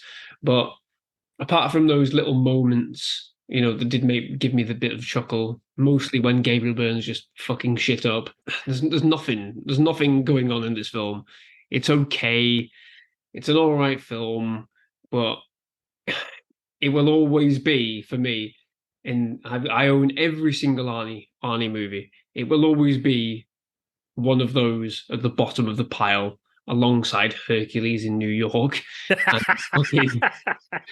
fucking Red Sonja and fucking The Sixth Day. It will always be in that bottom echelon of the films that I may watch at some point, but they're there because they make me happy, because I know I own them. I've only ever watched Hercules in New York once when I bought the DVD when it got re-released, and God, I would never watch it again, but it makes me happy opening the cupboard and seeing it there, because I know I own it. So at some point when I'm old and really, really decrepit, I will watch it again. And it'll probably be the film that I watch when I actually expire on a chair. I'll be like, my last film. End of days. The end of my days. The end of my days was spent watching Hercules in New York. I'm sure I can force you to watch it sooner than that. I'm sure. Yeah, I mean, I'd be interested. Like, just going through the Arnie catalogue in his entirety. My lord, what a journey that'll be. We will do. Well, before we come to a close, we do have a few comments, in fact, about the film. So mostly from Max Byrne. He's clearly a fan. Yes. I've asked 3 times for comments, and each time he's responded with a different Nobody comment. else has, because nobody else knows what this film is. Nobody else has Apart seen from it. Paul Mellor. I saw Paul Mellor was watching. Paul Mellor, yeah, he likes to watch along, so he did. Thank you, Paul. Thank you for watching, Paul. I think you said he enjoyed it. Did you say you enjoyed it, Paul? I think so. I mean, I didn't hate it. I'll be honest. All the scenes with Gabriel Byrne, I'd watch again. Anything outside of that, probably not. Go on YouTube, enjoy those in isolation. Gabriel Byrne forcing glass into Miriam Margolyes' neck to finish her off. You couldn't even do that, could you? He's like, yeah, he literally any like that's an issue I have as well. At the end, he just has all these Satanists, even though he's killed off all the Satanists he knew. He's just like, that one. There's the 2 cops, and Arnie kills both of them. He goes, "I don't need you, but I need you." This is just poor cop. Don't need him. All his minions he doesn't need. Oh, there's that cop in the hospital as well, where he's like, "I can smell the breath. I can smell those young boys lingering on your breath." And I'm like, I was like, "Oh, fucking hell, that's a bit." Again, good little moment. But good, yeah, like good effective. Little moment. Yeah. Sorry, sir, you can't come this way. I think you're going to let me in because I can smell all the youth on your breath. Yeah. and then he kills the guy. He kills the priest because the priest is like, wakes up and he's like, And he's like, and he goes to stab someone, and then he shoots him dead. And he's like, oh, well, I can't get anything out of this guy who's fucking dead. Oh, fuck. But we'll guess the name, like literally. Yeah. Don't kill the priest. Have him somehow communicate, or have it on his fucking chest as opposed to Christ in New York. Just have her fucking name on the chest. I don't even know how that cop's still there, because clearly somebody got through on his watch. Yeah, and did this. So you remove him from the scene, but no, he's allowed to come into the room under the air of suspicion. Even worse. The cop says, maybe the priest did it to himself. Yeah. Maybe he did. He's like, how did he get the last scalpel in? For people who haven't seen the film, the priest is on the ceiling. He's on the ceiling. He's literally crucified on the ceiling. He's like, maybe he did it himself. There's literally no physical way. There's not even an air of possibility. He can do it to himself. There's no possible way. If he did it on the floor, he wouldn't be able to do it to himself, because how would he get the last one in? How would he do it? How would he get the last nail in? Oh, it's ludicrous. It's on the ceiling. It's like he has to get up to the ceiling, not only up to the ceiling, then do that. Yeah. How the fuck does he do it? Maybe he did it himself. Oh yeah, with the fucking step next to him. I hope he got fired as fuck. That guy. Awful. NYPD got. Yeah, maybe he did it to himself. I don't know. Writing. Fuck off. I've had more fun reminiscing that than watching the entire movie. Maybe he did it to himself. I don't know. Maybe he did it himself. Oh, fuck me. Oh, Jesus Christ.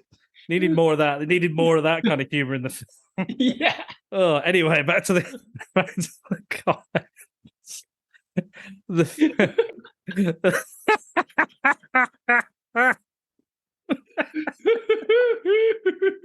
Oh. I can't. Catch my breath. Fucking hell. Anyway, back to Max's comments. All three of them. Max Byrne says, "This film has it all: Arnie crying, being beaten up by Miriam Margolyes, throwing Satan out of a window because he's a choir boy compared to him. A choir boy. A wonderful character name of Jericho Kane, and lots more lovely stuff." He describes the film as. Don't know if I entirely agree with you. I think he's being facetious. Maybe he did it to himself. Maybe he did it to himself.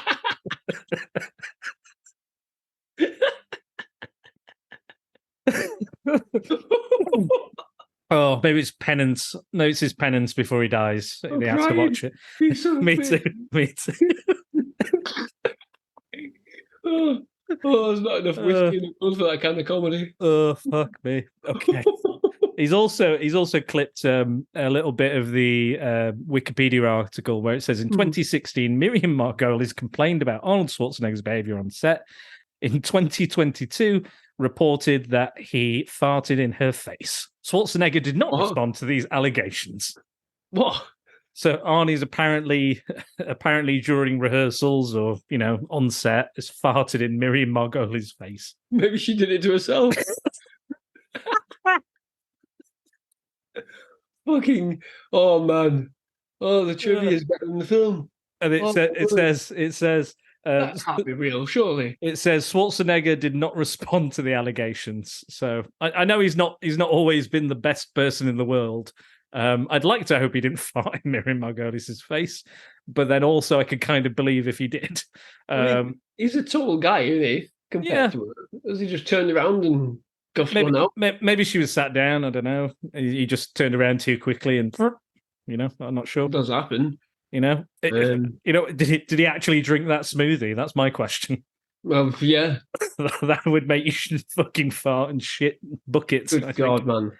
And I posted again about Miriam Margolyes today because she's in the chat. We're recording this before New Year's Eve, by the way. Oh yes, just to let you know, way ahead of time because I like to be prepared.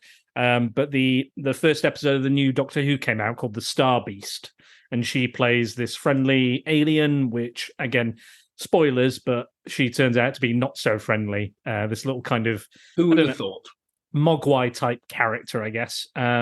So yeah, and so it's doing very, very well. A lot of people are praising it for all of its stuff and how it's handling things. I think it's on Disney Plus now. I think, am I right? The Doctor Who? No idea. Couldn't tell you. Might be available on Disney Plus now. I think there's a deal because the new opening is like they've put a lot of money into the new opening and it looks good. Sounds good. Okay. It's all good. I'm intrigued by. Forgive me, I'm going to butcher his name. Nkuti? Nkuti. Gatwa. Yeah, I'm intrigued for his. it's a taking up of series. the role. Yeah, apparently it's a series-wide kind of reboot, so they're going to kind of start from day one again, and with a new Doctor. And I think that's probably after this kind of modern era of Doctor Who is probably a good thing to start fresh. Sometimes it's a good thing, I'm not always demanding reboots, but I think sometimes they are required. But yeah, he says Miriam Margolyes gets a raw deal in that film. Loved Christine like her own daughter, twatted by Arnie, and yet Satan wouldn't help her survive. That's what you get for being in league with the devil, I guess. Oh dear. She did it to my Lord. maybe she did it to herself. Paul Meller did respond, so that's at the Meller Geek on Twitter. And it's at Maxi Byrne for Max Byrne on Twitter as well. So Paul says, watched it recently for the first time, thought it was pretty good. Arnie's in good form and had a fun time with this film. I'd recommend it. Fair enough. Fair enough. If you enjoyed it, more power to you, Paul. I think again we enjoyed it to a degree, but not maybe as much as other people. Yeah, one of those. It's not going to change the world, is it? No, you put it on if you're feeling unwell, I suppose, maybe, or if you just. I don't fucking know. If you've got like a migraine or a headache, it's probably good because it's quite dark.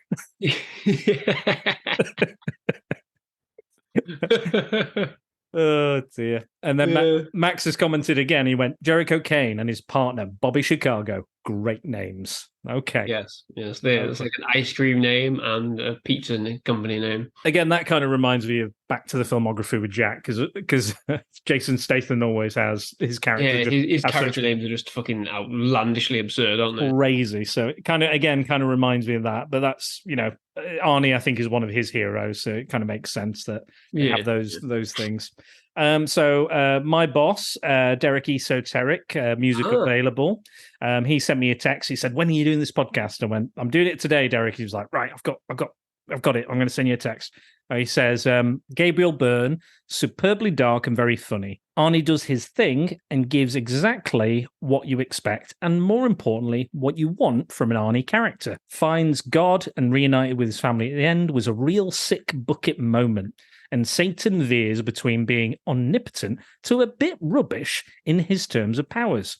However, I really enjoyed the film. Yeah, fair enough. Again, all very fair comments, I think. Yeah. Again, if you get joy out of it, again, more power to you. Again, I don't hate it. I don't despise it. I wouldn't say don't watch this piece of shit. I would just say, just take it with a pinch of salt that it's maybe not the best film that any of these people involved have ever done, I'd say. Yeah, likewise. It's not as bad as Hercules in New York. I have an idea for you, Andy. Here's an idea, maybe sometime in 2024. How about we do Hercules in New York? And then Lou Ferrigno's and Luigi Cosi's Hercules. And you'll remember Luigi Cosi because he was Star Crash, the director of Star Crash. Oh, Lord. You son of a bitch, I'm in. Yeah, we'll do that. And there's a lot of reasons to compare. And in both films, they fight a bear. Yes, of course. So there's one comparison. And and if I remember rightly, in the Lou Ferrigno one, he throws the bear into space and it becomes the Ursa Major constellation. Of course. Right. Interesting. I'm pretty sure that one has spaceships in it as well and other stuff. Oh, really? Right. Okay. So lots of fun. Ancient gods kind of thing, right? Yeah. Maybe we'll see. We'll see what happens. But yes. Ancient aliens. So Andy, next year we've decided to share films with each other in a semi-regular thing we're calling Sharing the Silver Screen. Yeah. And we're going to be sharing those. We did a poll recently and they've decided that my choice will go first, Tokyo Yes. Gore Police, and then we will follow that up with Gladiator. So, Yes. so Can't yeah. wait. So whenever we get round to doing those, we will do them, and it's going to be very. I don't think we'll do. I'm not going to do any major editing with mine. I think we'll just kind of just off the cuff. No. See what Yeah, happens. We'll just be off the cuff. Yeah, nothing.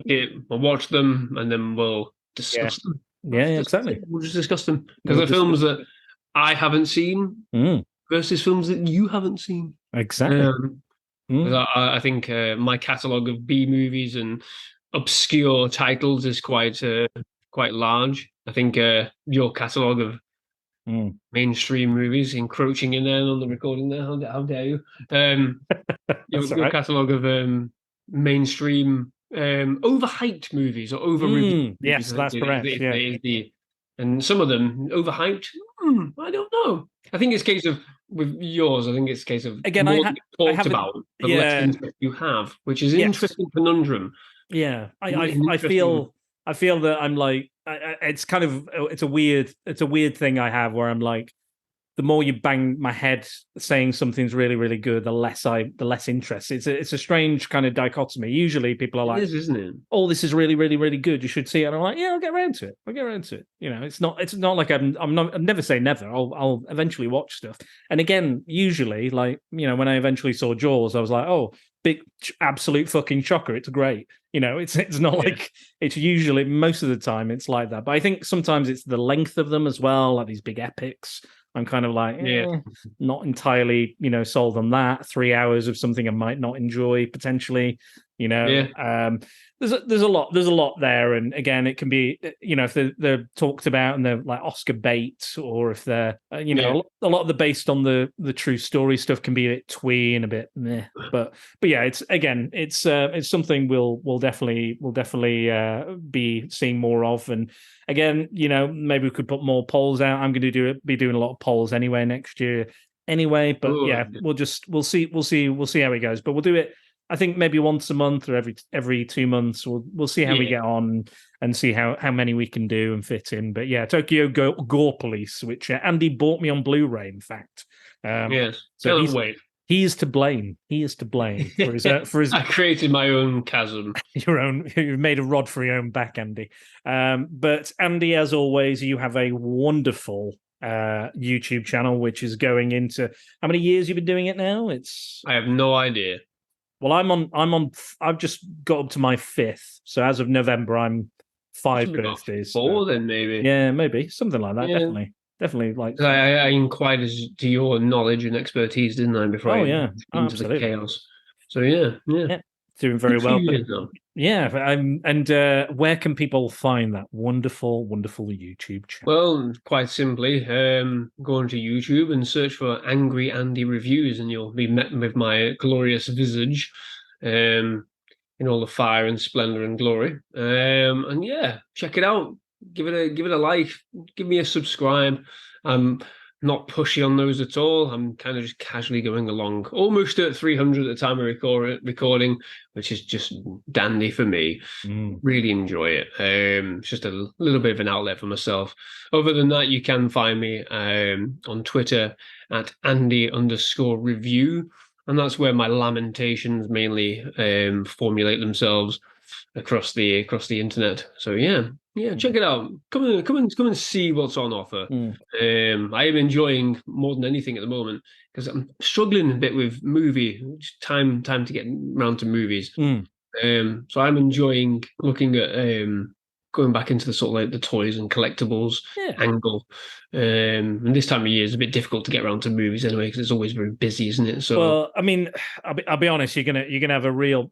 I think next year you're gonna have a real long stretch where you're not getting fucking anything because of the stuff.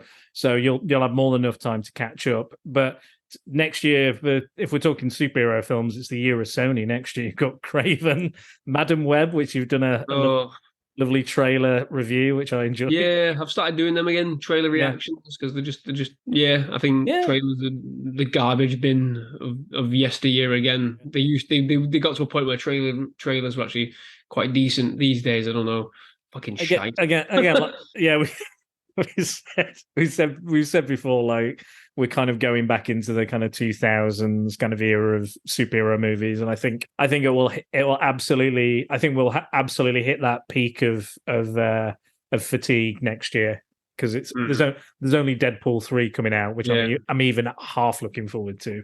Help us, Deadpool 3. You're our only hope. Yeah. I mean, we're putting a lot of pressure on that film, but I mean, it's probably putting a lot of pressure on itself anyway. But yeah, no, it's going to be an interesting year. But I'm sure you'll have time to catch up, and then again, you can I will do. Watch all the weird stuff I'm going to put you through, and I'm sure I'll be on your show again doing something, and I'm sure you'll be on my show doing Hercules films. It's been a while since you've done a shit film with me. I think it's been it's, you know what it was though, because I kept feeling like I was becoming the guy who just did shit films. And people are like, oh yeah, necromantic, and I'm like, yeah, but I'm not. It doesn't mean I like those films, or I think they are quality films. I think they are interesting films for various reasons, but I'm not like, I don't want to be. I'm not saying they're good. Yeah, I'm not saying they're good. I'm just saying, why don't we talk about them? Because there's something to talk about or have a laugh about. Not that I'm like, this is the best. This is the Scorsese. This is the Goodfellas of my world. It's nothing to do with that. But I wanted to just maybe steer away from some of that stuff for a little while, just to kind of go, actually, I do have. Like Nathan was like, have you seen so much shit now that you don't know what's good anymore? And I'm like, no, I still know what's fucking good. I just like this other weird shit because it's far more interesting than, I don't know, the latest kind of Oscar bait again, or drama or dry fucking true story that I've seen a million times, inspirational true story. I'd rather talk about this weird shit like Satan grabbing tits and blowing up women, people like, crucifying themselves to the ceiling. He did it to himself. I don't know, did it himself. He's a paedophile. He's a shit cop and a paedophile. Get him arrested. Get him sent down. Get him executed. Somebody do their job. Someone do their actual job. But yes, that is it from us today. I've had a blast. Did you have any New Year's resolutions, Andy, this coming year, or no? Same old. I don't believe in the resolutions. No. There are no resolutions. Resolutely unresolute myself. Unresolute. You're resolutely unresolute. A Matrix quote. He is unresolutioned. Oh no, the res has gone down. Oh no, oh, Tron is de-res. Yes. Brilliant. I'm the same. I hope everyone's had a great New Year's Eve. I hope they've enjoyed this podcast. If you've listened on the day, I hope you have an amazing 2024. I'm sure it'll be a good year for all of us. This year's not been my greatest, I'll be honest, so I'm hoping it'll be maybe a little nicer next year. But yeah, it's gonna be, I'm looking forward to it. A lot of interesting things again all next year, every single episode minus the theme months. Patreon will be voting, all of the patrons on Patreon will be voting to pick what's going to happen. I'll give you suggestions. Either I've come up with them or the guest has come up with them, and then you decide which is your favorite one, and we do it. And Andy can influence that vote. Rhea, Jack, Tony, whoever's currently on there, Simon, you name it, they're all good. Tanya's on there. They can all influence the vote, even on their own shows. So, they have all the powers in their hands. That's what they, I struggled getting guests this year. I struggled to organize things, and I thought I had embraced the chaos in 2024. Yeah. I just was like, we'll just fucking do whatever, whenever. It's fine. And we'll see what happens. Because again, there's not much coming out, so I can't tailor the podcast to link into those because of the strikes and stuff. So, let's to hell with it. To hell with you. To hell with you. What you fucked you. I do like that. I do like that bit where he says God's got a really good publicist. I like that. When he's, if something bad happens, he works in mysterious ways.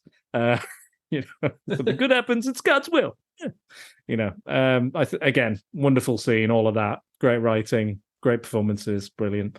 Yeah, so that's it. So yes, and Yeah, we've had a blast. I've really enjoyed talking about this. I know we've just royally probably shat on it quite a bit. This film. But again, it's definitely not the worst film I've done on this show. It's definitely not the worst film I've covered on other shows.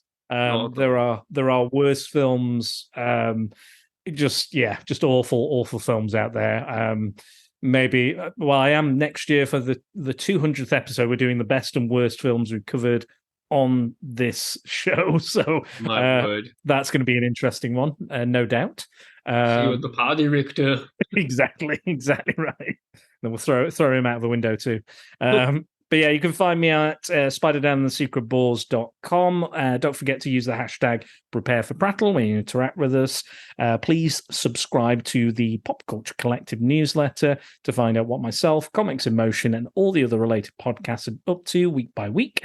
I'd like to thank my patrons, Angry Andy Reviews, I'm Jack's Musings, Simon Cotton, Paul Meller, Mike Burton, Tonya Todd, Tony Farina Math, Scott Hodgson, and Rhea Carrigan. Thank you for your continuing donations. It is very much appreciated and helps Prattle World keep on turning. And if you ever find yourself in a position to help the podcast, please consider it. Again, you've got far more control than you've ever had next year. So if you want to be in control, jump on the old Patreon. And again, who knows what you'll force Andy to watch? Unlimited power. Well, the best trick the devil ever pulled was convincing people they didn't exist, which is a line from this film, and again, from The Usual Suspects. So I hope everyone is existing and continuing to exist. Let's hope the apocalypse hasn't happened this New Year's Eve.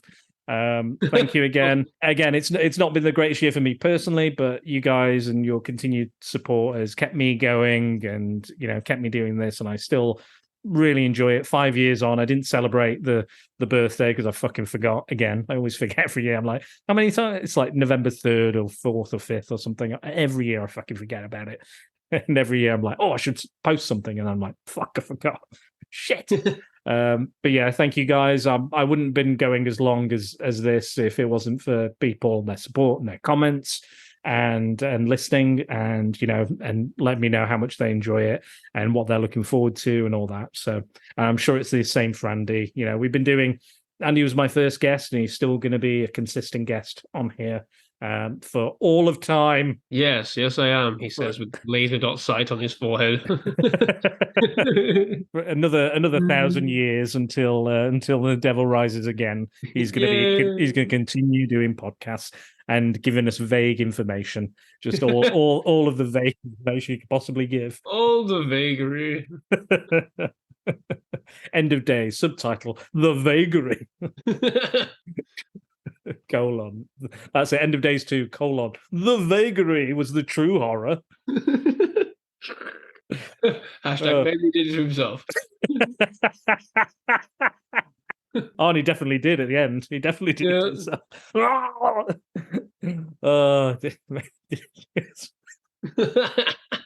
Oh, we're going to be quoting that one for a very long time, I'm sure. I think so. I'm sure other people in this listen to this podcast will also be quoting it for a long time. That's it. All right, guys. Have a good 2024. I know I'm going to. Thank you again, Andy. You've been great. I hope you have a new year. You, Natalie, and the whole family. I hope you have you and Andy as well.